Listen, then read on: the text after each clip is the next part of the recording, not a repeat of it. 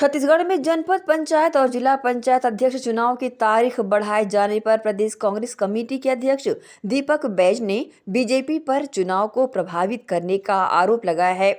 उन्होंने कहा कि जहां बीजेपी का बहुमत है वहां चुनाव तय तारीख पर हो रहे हैं, लेकिन जहां जहां बीजेपी कमजोर है वहां का चुनाव टाला जा रहा है। उन्होंने आगे कहा कि एक देश एक चुनाव की बात करने वाली भाजपा छत्तीसगढ़ में जिला पंचायत और जनपद पंचायत के चुनाव तक एक साथ नहीं करा पा रही है। जो पूरे देश में एक साथ चुनाव कराने का दावा करते हैं वे एक प्रदेश में भी समन्वय नहीं बना सके, यही भाजपा की प्रशासनिक नाकामी है। दीपक बैज ने आगे ये भी कहा कि भाजपा संवैधानिक संस्थाओं का दुरुपयोग कर विपक्ष को दबाने की कितनी भी कोशिश कर ले, लेकिन सच्चाई की आवाज दबने वाली नहीं है। आज वोटिंग था जनपद अध्यक्षों का, जिला जनपद अध्यक्षों का, और वो बकायदा अपने चुनाव वोटिंग करने अपने कार्यालय तक भी चले गए।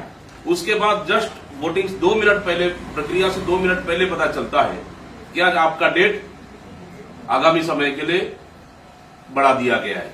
आगामी समय 6 तारीख हो सकता है, 10 तारीख हो सकता है। इसी तरह बस्तर जिले की बात भी कर लो कि आज विधिवत पूरे प्रदेश में जनपदों का आज चुनाव 4 तारीख को होना था, लेकिन न हो पाया तो 6 तारीख कर लिए, कहीं 10 तारीख कर लिए, 11 तारीख कर लिए। मतलब जहां Bharatiya Janata party clear majority है वहां बन रही है जनपद या जिला पंचायत, तो वहां पे डेट आगे नहीं बढ़ रहा है।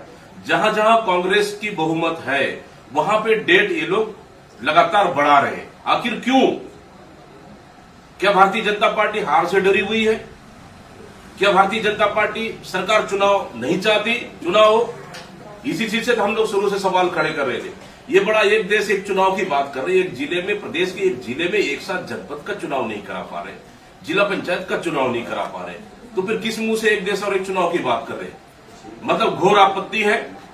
जानबूझ के इस तरह का डेट आगे बढ़ाना ये सरकार जानबूझ के कर रही है ताकि ये समय दे और भारतीय जनता पार्टी सरकार दबाव में आकर, प्रलोभन देकर, बंदूक की नोक पर हमारे जनपद सदस्य और जिला सदस्य को डरा के ये जनपद और जिला पंचायत में कब्जा करना चाह रहे हैं। घोर आपत्तिजनक है। इसमें चुनाव आयोग को संज्ञान में लेना चाहिए और डेट आगे नहीं बढ़ाना चाहिए, और इसके लिए कांग्रेस निश्चित रूप से विचार है।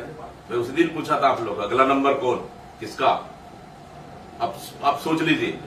ईडी कहती है कि दीपक बैज क्यों नहीं आया, आपका प्रदेश अध्यक्ष क्यों नहीं आया, उनको आना चाहिए। 4 से 5 बार सवाल पूछती थी। इशारा किसकी ओर था? यही कि दीपक बैज आदिवासी है, यही कि दीपक बैज सरकार के खिलाफ मुखरता से लड़ रहा है, जनता की आवाज उठा रहा है, सरकार की विफलताओं को जनता तक ले जा रहा है, इसलिए डरी हुई है सरकार। भारतीय जनता पार्टी कुल मिलाकर सिर्फ आदिवासी नेतृत्व खत्म करना चाह रही है, इसलिए आदिवासी नेता को डराने और धमकाने का काम ईडी, सीबीआई और आईटी के माध्यम से कर रही है और जासूसी के माध्यम से कर रही है। लेकिन शायद भूल गई है कि बस्तर में बारूद के ढेर में रहने वाला दीपक बैज चिंगारियों से नहीं डरता।